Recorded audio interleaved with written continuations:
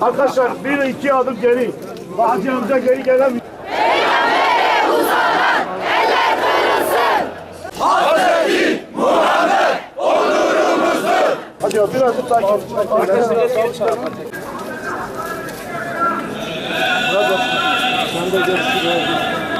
Biraz yere indirelim.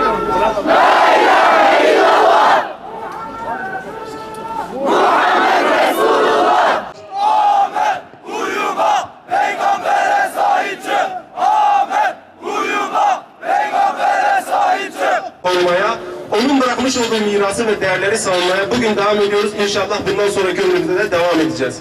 Kendi topraklarımızda, öz vatanımızda 5. Harem-i Şerif'in bulunduğu bereketli şehrin sokaklarında yaratılmışların en şereflisi, en kıymetlisine önderimiz, rehberimiz, peygamberimiz olan insanlığa sirac-ı münir olarak gönderilen Hazreti Muhammed sallallahu aleyhi ve selleme yapılan hakaretlerle sınanmaya çalışıldığımızı görüyoruz. Alçaklıkta zirve yapmış kafirlerin Danimarka'da, Amerika'da, Fransa'da ana babamızın, evladı iyalimizin feda olduğu Hazreti Muhammed sallallahu aleyhi ve selleme dil uzattıklarında İslam coğrafyasının her bir karışında ve özellikle de Kürdistan'ın payitahtı olan Diyarbakır'da Ahmet'te nasıl bir refleks gösterildiğini unutanlar bugün aynı alçaklığı yeniden sergileme gafletine düşmüşlerdir. DBP'li Yenişehir Belediyesi geçtiğimiz günlerde belki de telafisi olmayacak çok büyük bir provokasyona imza atmıştır. Hatırlanacağı üzere 2006 yılında Danimarka'da bir gazete tarafından Hz. Muhammed'e yönelik hakaret içerikli karikatür yayınlanmış. Bu İslam ümmetinde büyük bir infiale sebep olmuş ve bu alçaklığa en büyük tepki de Müslüman Kürt halkı tarafından Diyarbakır'da gösterilmişti. Daha sonra Fransa'da Charlie Hebdo adlı aşağılık dergi Efendimiz sallallahu aleyhi ve selleme hakaret içerikli karikatürler yayınlayınca büyük tepki görmüş ve çıkan olaylarda yüzlerce Müslüman şehit olmuştur. Bu tepkilerin en büyüğü de Fransa'nın göbeğinde bu derginin merkezi basılarak gerçekleşmiş ve Charlie Hebdo dergisinin bazı çalışanları bu saldırı sonucu ölmüşlerdi. Maalesef son yaşanan olayda ise peygambere hakaret içerikli bu edepsiz karikatürleri DBP'li Yenişehir Belediyesi Diyarbakır'daki billboardlara asma densizliğini göstermiştir. Küfür her yerde aynı millettir. İslam düşmanlarının adı, rengi, dili, milleti farklı olsa da İslam'a ve mukaddesatlarına olan tutumu değişmemektedir. Onun için Doğu'nun da, Batı'nın da, Fransız'ın da, Türk'ün de, Kürd'ün de Charlie Hebdo'larına lanet olsun. İçimizdeki Charlie Hebdo'lara milyon kez lanet olsun diyoruz. İçimizdeki Charlie Hebdo'lar kahrolsun diyoruz.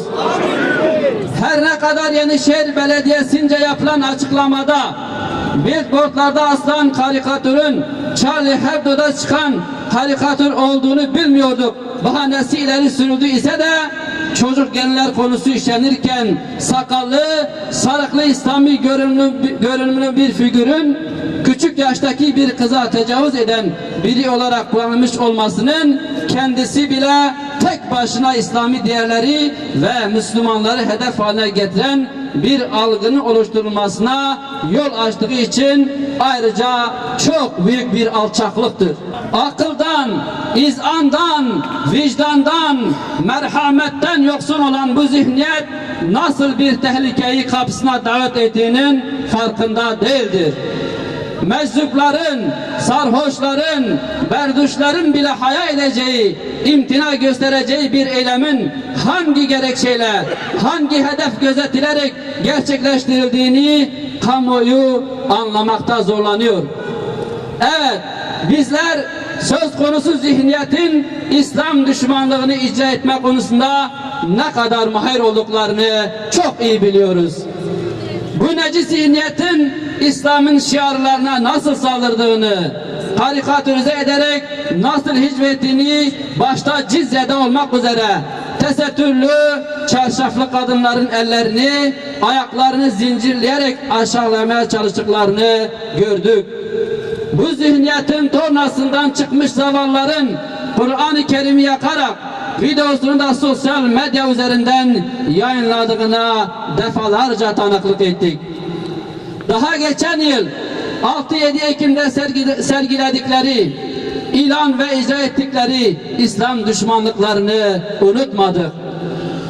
Çocuklarımızı, gençlerimizi katlettiklerini, sırf sakallı oldukları için insanları katlettiğini, Kur'an kurslarını ateşe verdiklerini ve camileri talan ettiklerini unutmadık ve unutmayacağız.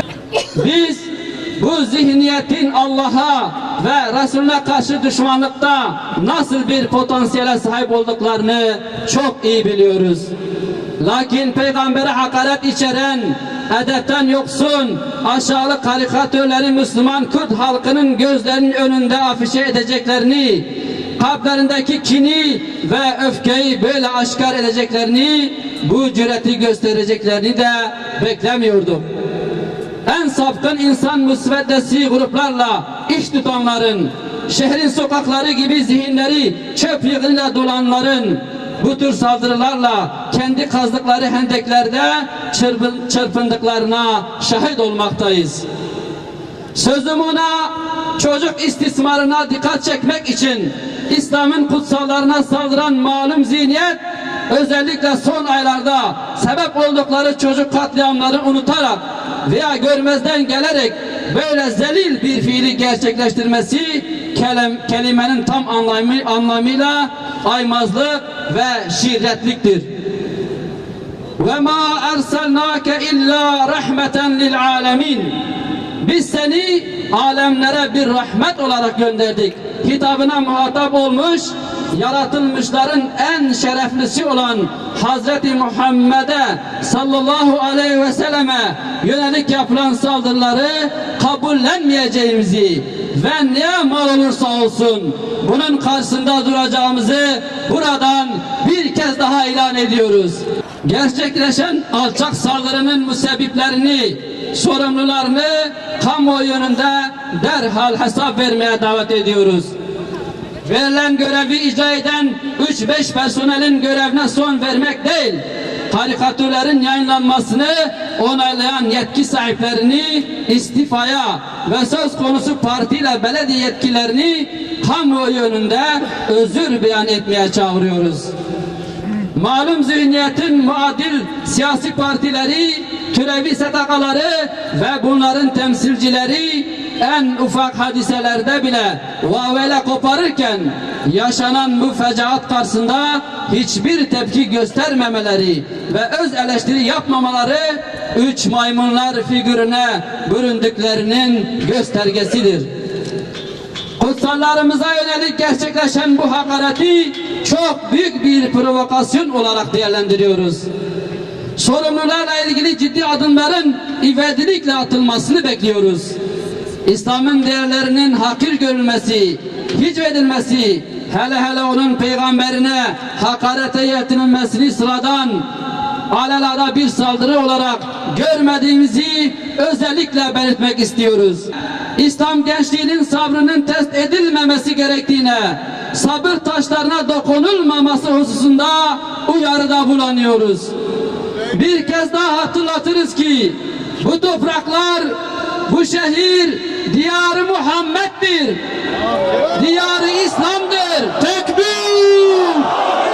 Tekbir! Tekbir! Allahu Ekber.